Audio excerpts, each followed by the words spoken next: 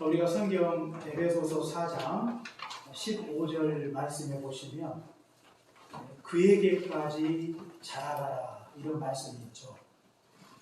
성경은요 우리 신자들이 성숙해지고 그리고 성장하기를 간절히 원하고 있다는 사실을 알 수가 있습니다. 왜 신자가 성숙해져 가야 되는 것인가? 그것은 여러 가지 이유가 있다고 이렇게 말씀을 드릴 수가 있는데요. 먼저 이 복음의 능력과 깊은 관계가 있다고 하는 것입니다. 복음의 능력. 그러니까 우리가 로마서 1장에 나와 있듯이 이 복음은 능력이 있는데 어떤 능력이 있는가? 영적으로 죽은 자를 살리는 능력이 있고 또 중생한 자를 고치고 옛사람이 변하여 새사람이 되게끔 만드는 그런 변화의 능력이 복음에 있다고 하는 것입니다. 그렇기 때문에 복음 안에 거하게 되면 누구든지 새 생명의 역사를 경험하고 그리고 변화의 역사를 경험하게 되는 것입니다. 복음이 우리 인생을 바꾸는 것이죠. 새로운 존재로 새롭게 만들어 주신 것입니다. 우리 안에는 복음이 있어요. 그 복음이 장차 우리를 온전한 자로 하나님께서 만들어 주실 것입니다. 뿐만 아니라 우리가 성숙해져 가야 되는 이유가 무엇인가? 그것은 구원의 목적과도 깊은 관계가 있다고 하는 것이죠. 베드로서 우리가 3장 말씀에 보시면 알 수가 있듯이 우리가 주 앞에 흠도 없고 점도 없이 평강 가운데 나타나기를 힘쓰라고 이렇게 말씀을 하고 있죠.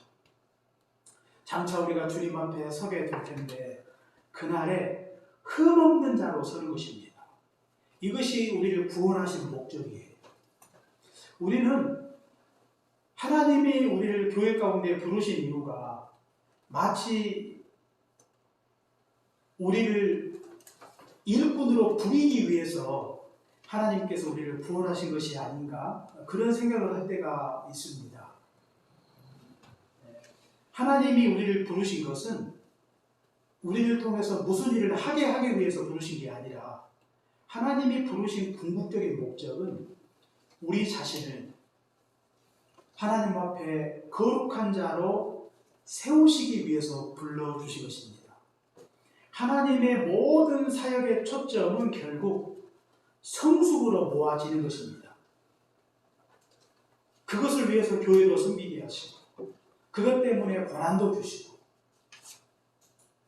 그것 때문에 우리가 속한 삶의 자리에서 때로는 어려움도 처하게 되는 것입니다.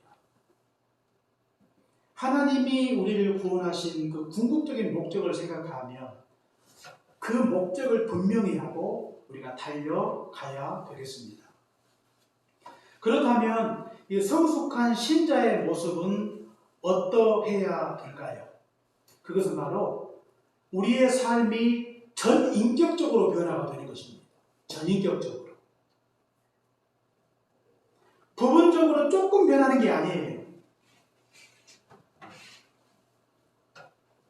우리 인생이 하나님 앞에 온전히 통째로 바뀌는 것이죠. 부분적으로 변화가 되는 거 아니에요. 우리 한국의 기독교가 우리가 세상에서 책망을 받는 이유가 있죠. 보통 기독교 신자들에 대하여 세상에서 하는 말 중에 하나가 기독교 신자들은 참 말은 좋은데 행함이 없다는 이야기를 많이 하죠. 그래서 때로는 이중적이다. 때로는 이선적이다. 이런 이야기를 들을 때가 종종 있어요. 왜 우리가 그런 이야기를 듣는 이유가 무엇일까요? 그것은 바로 이 전인격적인 성숙이 이루어지지 않기 때문입니다. 하나님은요, 우리의 인격이, 우리의 신앙 전체가, 우리의 삶 전체가 통째로 바뀌기를 원하고 계신 것입니다. 부분적으로 조금 이렇게 고쳐서 하나님이 쓰시는 게 아니고 우리 인생 전체를 하나님이 온전하게 만들기를 간절히 원하고 계시는 것입니다. 그러니까 말은 좋은데 행함이 없다는 소리를 듣는 이유가 바로 거기에 있어요. 말과 행동이 다른 것이죠. 말도 바뀌고 행동이 바뀌는 것. 이것이 진정한 신자의 삶이라고 하는 것입니다. 오늘 우리가 잠언을 통해서도 우리 신자가 어떻게 성숙한 모습으로 바뀌어야 될 것인지, 어떻게 전인격적으로 변화가 되어야 될 것인가를 우리에게 가르쳐주고 있는 걸 볼 수가 있습니다. 먼저 우리의 입이 어떻게 변화가 되어야 될 것인가, 우리가 성경 23절 우리 같이 한번 읽겠습니다. 23절입니다.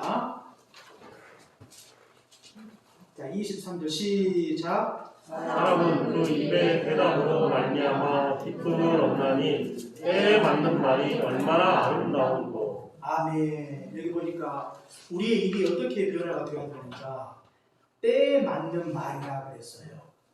이것은 이 잠언식으로 이야기하면 경우에 합당한 말을 가리킵니다. 경우에 합당한 말. 그래서 우리가 합당한 말을 하게 되면 어떤 일이 벌어지는가? 그것이 아름답고 기쁨을 준다 그랬어요. 기쁨을 준다.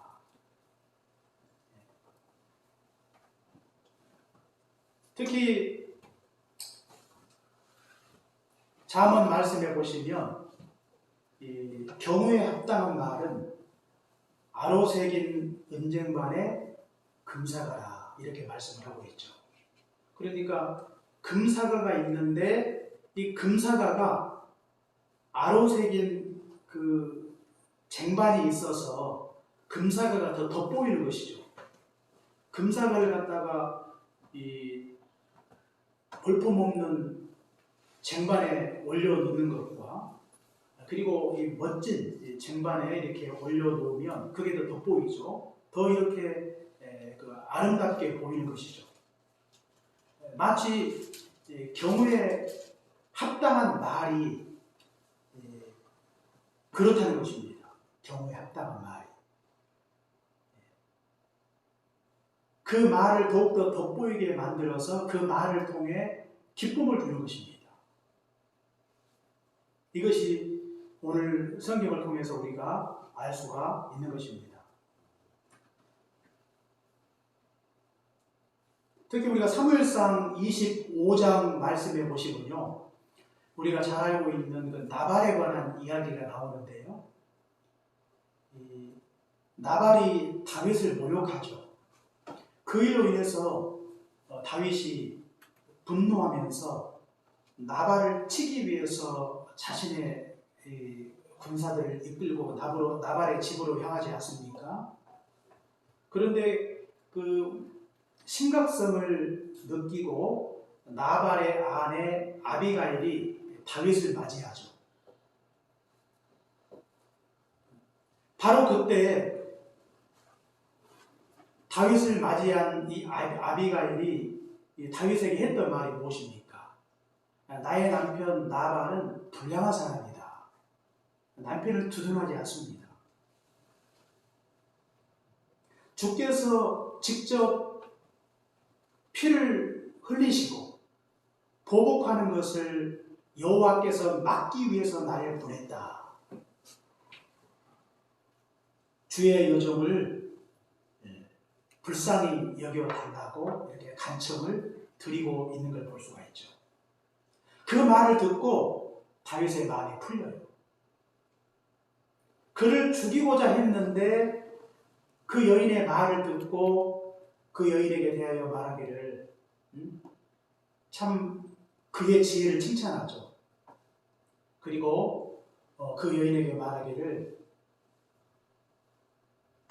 주께서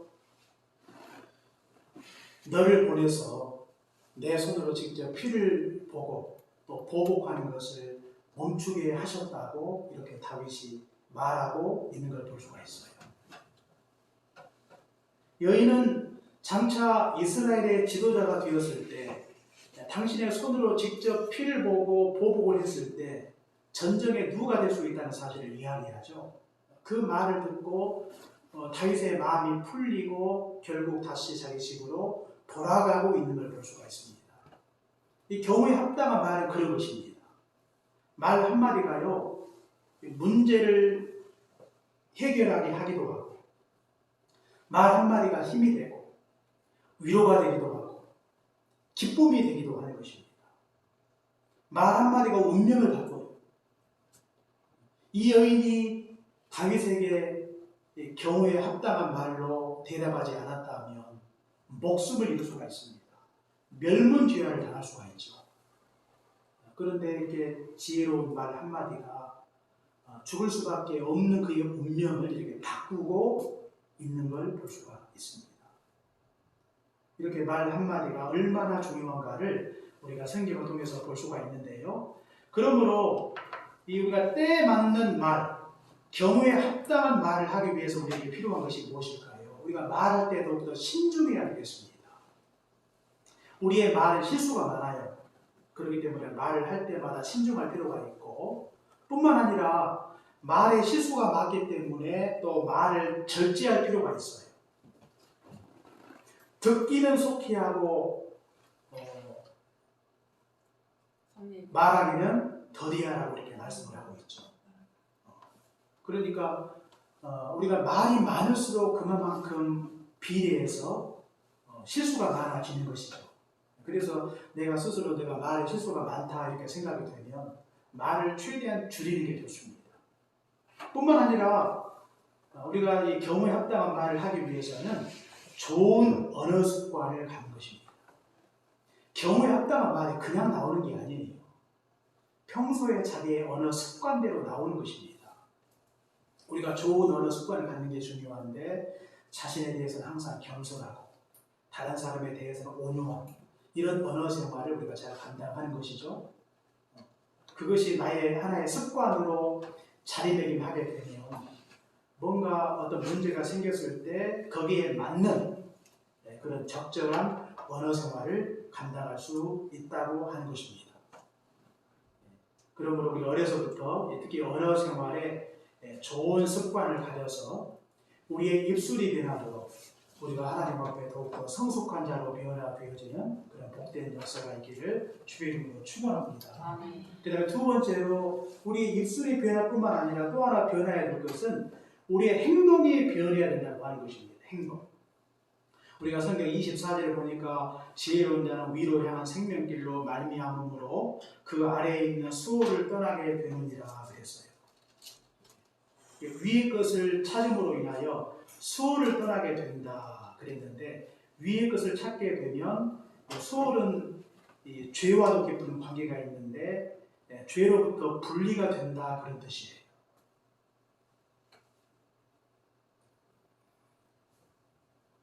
우리가 하나님 앞에 우리의 행동이 어떻게 변해야 되는 것인가? 죄와 분리가 되는 것입니다. 우리가 구약의 율법을 보시면 부정하는 것들은 철저하게 분리를 시키죠. 오늘 우리 신자들에게 부정하는 것이 무엇입니까? 그게 죄 아닙니까? 죄와 분리가 되는 것. 이것이 바로 신자의 삶이라고 하는 것입니다. 죄와 분리가 되면 우리가 이 땅에서 거룩한 하나님의 백성으로 살아갈 수 있는 것입니다. 그러므로 죄와 분리된 삶을 살기 위해서 먼저 필요한 것은 우리가 분별력을 갖는 것이죠. 분별력. 무엇이 옳고 그른가 선악간에 분별하는 것이죠. 어떻게 분별하는가? 하나님의 말씀이 모든 분별의 잣대가 되는 것입니다. 말씀이. 어떤 시대의 정신이나 그리고 그 시대를 살고 있는 사람들의 다수의 생각이 아니라 모든 것의 옳고 그름을 판단할 수 있는 유일한 잣대가 바로 하나님의 말씀이 되는 것입니다. 오늘날 우리 한국의 기독교 교계 안에서 굉장히 중요한 핫 이슈는 차별금지법입니다. 차별금지법. 이게 지금 국회에 계류가 되어 있죠. 그래서 차별금지법의 문제를 지적하는 분들이 굉장히 많아요. 그래서 이제 그 목사님들끼리 소통하는 뭐 카톡 같은 데 들어가 보시면 차별금지법의 그 심각성을 언급하는 그런 내용들이 굉장히 많습니다. 이게 왜 문제가 되는가? 이것은 차별금지법이라고 하는 타이틀 자체는 문제가 없어요. 기독교가 차별을 반대할 이유가 없잖아요. 그런데 타이틀은 문제가 없는데 내용으로 들어가면 문제가 돼요. 왜 그런가 하면 이 차별금지법은 모든 차별을 금지합니다. 모든 차별. 예를 들어서 우리 기독교는 이 동성애를 죄라고 하는 관점에서 보지 않습니까? 그런데 이제 차별금지법이 만들어지면 예를 들어서 동성애에 대한 비판, 동성애에 대한 비판적인 설교, 동성애에 대한 비판적인 가르침, 이 모든 것들이 차별금지법에 저촉이 되어 처벌을 받을 수가 있어요. 모든 차별을 금지하는 거죠. 동성애도 사람들이 가지고 있는 다양한 성적 취향 중에 하나로 보는 것이지 그 자체를 어떤 비판의 대상으로 보지 않는다는 것입니다. 성경은 그렇게 보지 않거든요. 가증한 일이라고 했거든요. 그런데 세상은 그렇게 보지 않습니다. 예를 들어서 우리가 타종교에 대한 비판도 할 수가 없는 것이죠. 우리 기독교는 이 복음의 유일성, 복음의 모월성을 주장하죠. 그런데 예를 들어서 우리가 비판적으로 어떤 타종교에 대해서 비판을 한다든지 어떤 비판적인 설교나 또 그것을 가르친다든지 이런 것들이 용납이 되지 않는 것이죠. 그래서 우리가 옳다고 믿는 것들을 과감하고 담대하게 말할 수 없는 그런 법이 바로 차별금지법이라고 하는 것입니다. 그러니까 겉으로 볼 때는 포장이 잘 되어 있는데 세부적으로 들어가 보면 많은 문제가 있다고 하는 것이죠. 그러니까 성경적으로 볼 때 문제가 있다는 말이에요. 대부분 차별금지법에 대해서 이렇게 국민들의 의견을 물으면 지지하는 사람들이 굉장히 많습니다. 7, 80%가 아마 찬성을 할 거예요. 왜냐하면 타이틀 자체가 차별을 금지하자는데 누가 반대를 해요? 근데 우리가 내용까지 깊이 들여다볼 필요가 있고, 그리고 과연 그것이 성경적으로 과연 옳은 것인가 그런 것인가, 그것을 먼저 정확하게 분별을 해야 되는 것입니다. 그래야 우리가 죄와 분리된 삶을 살아갈 수가 있고요. 뿐만 아니라 우리가 죄에 대해서 단호한 태도가 필요하죠. 단호함. 우리가 죄와 적당히 타협하고 죄에 쉽게 굴복해서는 죄와 분리된 인생을 살아갈 수 없어요. 죄는 마치 우리 몸을 썩게 만드는 것과 같은 것인데, 만약에 우리가 생명을 보존하기 위해서는 썩어 있는 부위를 과감하게 잘라내듯 모든 죄악된 것들을 과감하게 끌어내는 것입니다. 그런 단호함이 있을 때 죄와 분리된 인생을 살아갈 수가 있고, 또 우리가 죄와 분리가 되기 위해서는 이 죄가 틈타지 못하도록 깨어 기도하는 것입니다. 마태복음 26장에 나와 있듯이 너희가 시험에 들지 않게 깨어 기도하라 이렇게 말씀해 주신 것처럼 기도하지 않으면 우리가 시험에 빠지기 쉽죠. 예수님의 제자들도 기도하지 않음으로 결국 예수님을 배반하지 않습니다. 기도하지 않으면 우리의 이 사나운 욕심을 처복종시킬 수가 없는 것입니다. 그러므로 우리는 매일매일 깨어서 하나님 앞에 간절히 기도할 때 우리가 죄를 이기고 세상을 이길 수 있는 것입니다.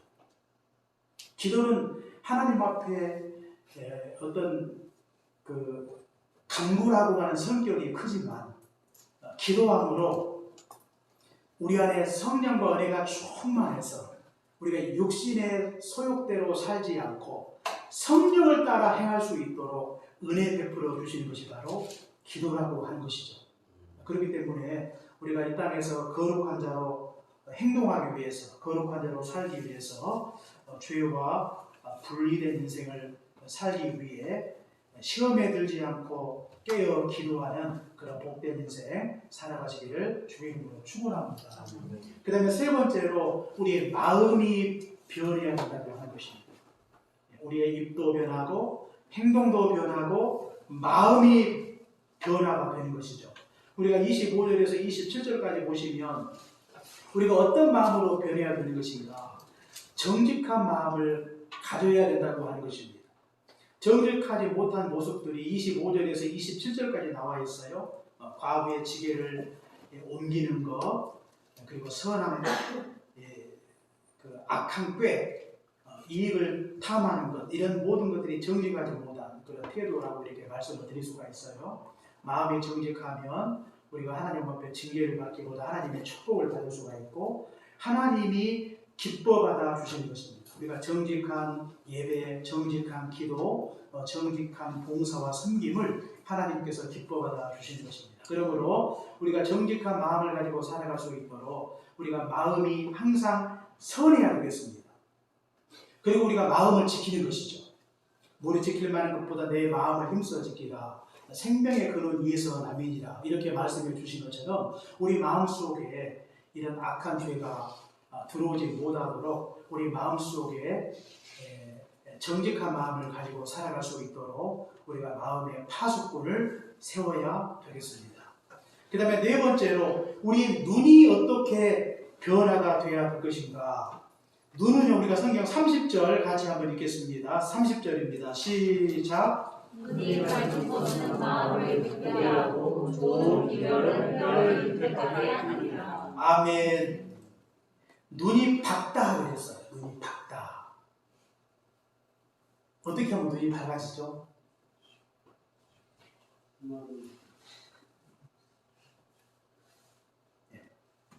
마음을 기쁘게 하는 마음을 기쁘게 하며. 자, 눈이 밝다 이 말씀은요, 이 영적인 안목을 가리킵니다. 영적인 안목. 눈이 밝다는 것은. 그래서 우리가 새로운 가치에 눈을 뜨면 눈이 밝아져요. 그리고 새로운 가치에 눈을 뜨면 하나님을 볼 수가 있고 천국을 볼 수가 있어요. 전에는 이런 것들이 보이지 않았어요. 그런데 눈이 밝아지면 새롭게 보이는 것입니다. 우리가 마태복음 13장의 그 천국 비유 말씀에도 보니까 어떤 사람이 그 밭에서 보화를 발견하죠.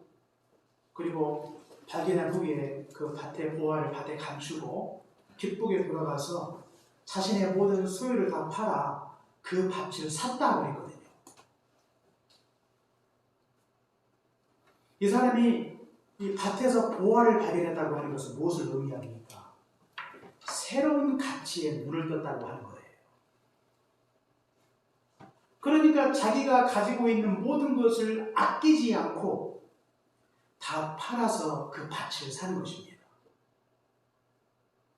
우리는 땅의 것이 전부로 알았는데 우리가 눈이 밝아지면 땅의 것이 전부가 아니라 하늘의 것도 있고 하늘의 것이 더 영광스럽고 귀하다는 사실을 발견하게 되는 것입니다.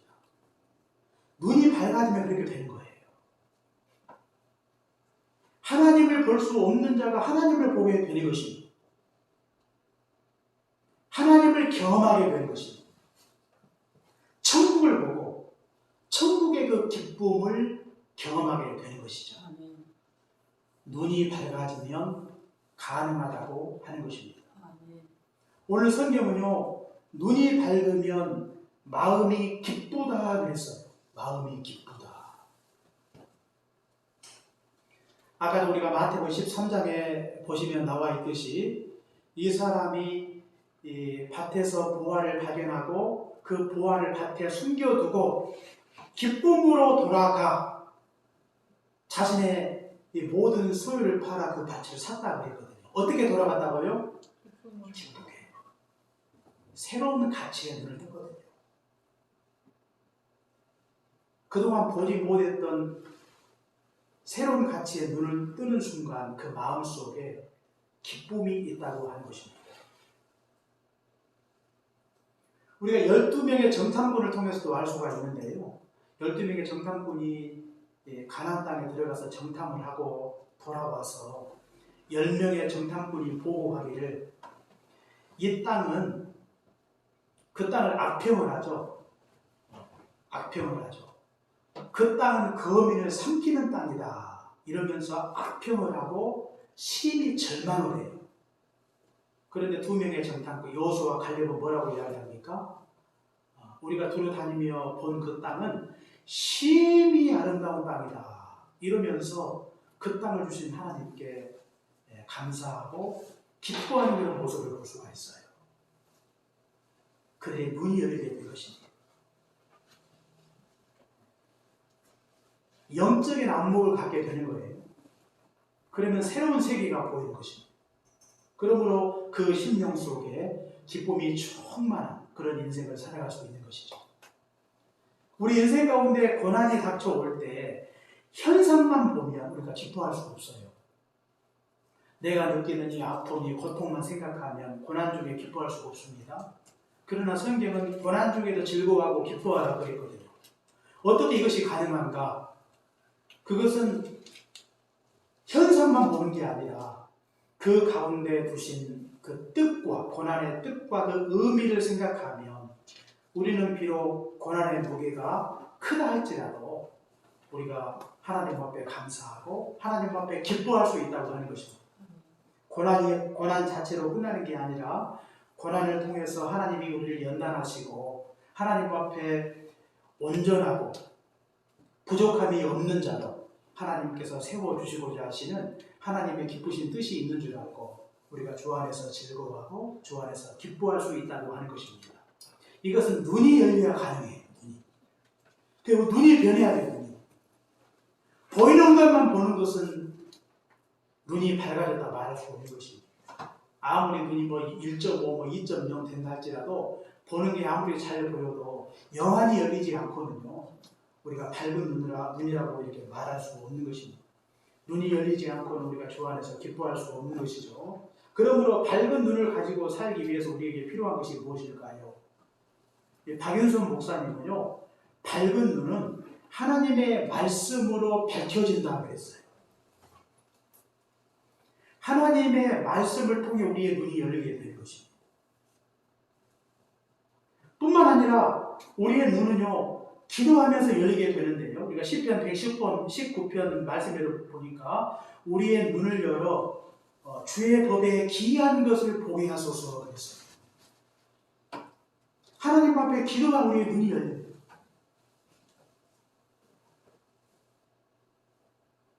우리가 하나님 앞에 뜨겁게 기도하고 하나님의 말씀을 깊이 묵상하고 세상을 보면요, 세상이 달리 보이는 것입니다.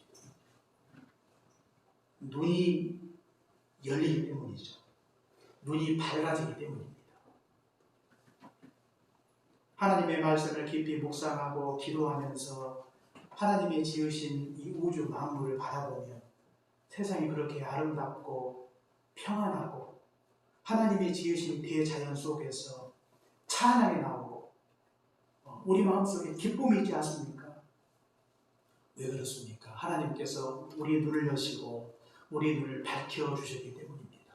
똑같은 사물을 보아도 느끼는 감동이 들려요. 성숙한 신자가 되면 우리의 눈이 열려요. 보는 것만 보는 사람, 아직도 변화받지 못한 증거예요. 우리의 이 열악한 현실, 보는 것만 보면 답답하죠. 그런데 영안이 열리고 눈이 밝아지면 우리가 고난 중에서도 한 줄기 피어오르는 영광스러운 꽃을 보게 되는 것입니다. 그러므로 우리는 성숙한 신자로 변화를 받기 위해 우리의 눈이 열리고 눈이 밝아지는 그런 복된 역사가 있기를 주의 이름으로 축원합니다. 마지막 귀가 변해야 된다고 하는 것입니다. 귀. 성경 우리가 31절에 보니까 생명의 경계를 듣는 귀는 지혜로운 자 가운데 있느니라 그랬어요. 어떤 귀로 바뀌는 것인가? 듣는 귀로 바뀌는 것입니다. 다른 사람의 말을 듣고 하나님의 말씀을 듣는 것입니다. 진지하게 듣는 것이죠. 들을 귀가 있으면 지혜로운 자가 된다 그랬어요. 자기 독선이나 아집에 빠져 있는 사람들은요, 다른 사람의 충고나 권면을 듣지 않습니다. 하나님의 말씀을 듣지 않아요. 그러나 다른 사람의 말을 귀담아 듣고 하나님의 말씀을 귀담아 듣는 귀를 가진 자는요, 지혜롭게 되는 것입니다. 지혜롭게 돼요. 오늘 성경에 이렇게 나와 있지 않습니까? 생명의 경계를 듣는 귀는 지혜로운 자 가운데 있다 그랬어요. 시편 119편에서 보니까 말씀은 원수보다 지혜롭게 된다 그랬어요.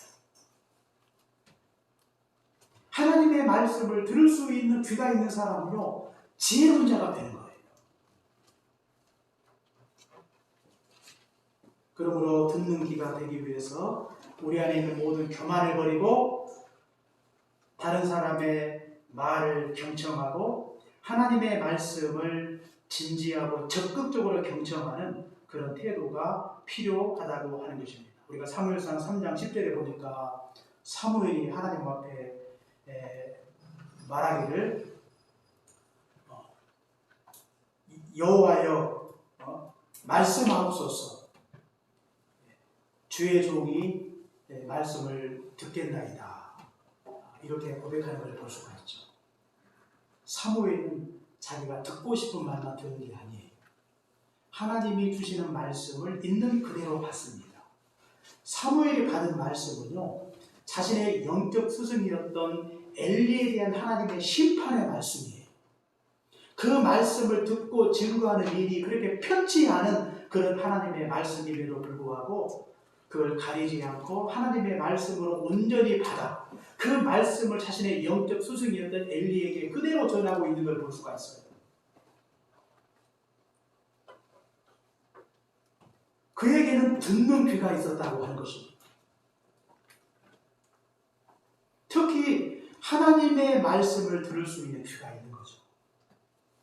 말씀을 들을 때마다 마음을 열고 그 말씀에 주의하고 집중하고 귀를 활짝 열고 진지하게 경청하는 것입니다. 하나님이 나에게 주시는 말씀으로 두렵고 떨리는 마음으로 겸손하게 하나님의 말씀을 받을 때 그 말씀이 지혜가 되고 그 말씀을 통해 하나님의 인도하심을 따라 살아갈 수 있도록 하나님께서 축복해 주신 것입니다. 사랑하는 해미교회 성도 여러분, 구원받은 이후에 우리 신자들에게는 숙제가 주어졌습니다. 그 숙제가 무엇인가? 그것은 바로 우리가 하나님 앞에 자라가는 것입니다. 신앙의 성숙입니다. 이것이 하나님이 우리에게 주신 숙제예요. 전인격적으로 변화가 되는 것입니다. 우리의 입은요, 경우에 합당한 말을 할 수 있는 입으로 변화가 되는 것입니다. 우리의 행동은 죄와 철저하게 분리가 되는 것입니다. 우리의 마음은 정직해야 되겠습니다. 우리의 눈은 밝아야 되겠습니다. 우리의 귀는 듣는 귀가 되어야 되겠습니다.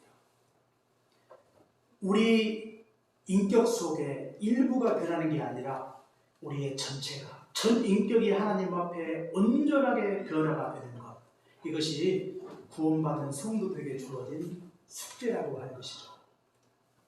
그리고 장차 우리가 베드로후서 3장에 나와 있듯이 장차 우리가 주 앞에 나타날 때 흠도 없고 점도 없는 자로 하나님 앞에 나아가기를 힘써야 보겠습니다. 우리를 구원하신 궁극적인 목적이 무엇인가? 그것은 우리의 삶 전체가 하나님 앞에 온전히 변화가 되는 것, 전인격적으로 변화가 되는 것, 우리의 눈도 입도 귀도 마음도 행동도 모두가 변화가 되는 것, 이것이 바로 하나님이 우리를 택하신 목적임을 항상 기억하시고 하나님 앞에 거룩하고 온전한 자로 날마다 세워주시기를 주의 이름으로 축원합니다. 기도하겠습니다. 사랑의 은혜 감사합니다. 오늘 우리 주님께서 귀하신 말씀을 통해 하나님이 우리를 택하신 목적이 무엇인지, 하나님이 구원받은 백성들에게 원하시는 것이 무엇인지 다시 한번 깨닫게 하신 것을 감사합니다. 우리가 더욱더 성숙해져 가게 하시고 성장할 수 있도록 도우시고 전인격적인 변화가 우리 안에 있게 도와주셔서 장차 주님이 이 땅에 다시 오시는 그날에 흠도 없는 자로 점도 없는 자로 주님 앞에 나타나게 될 힘쓰는 복된 인생 살아가게 하여 주옵소서. 예수님 이름으로 기도합니다. 아멘. 아멘.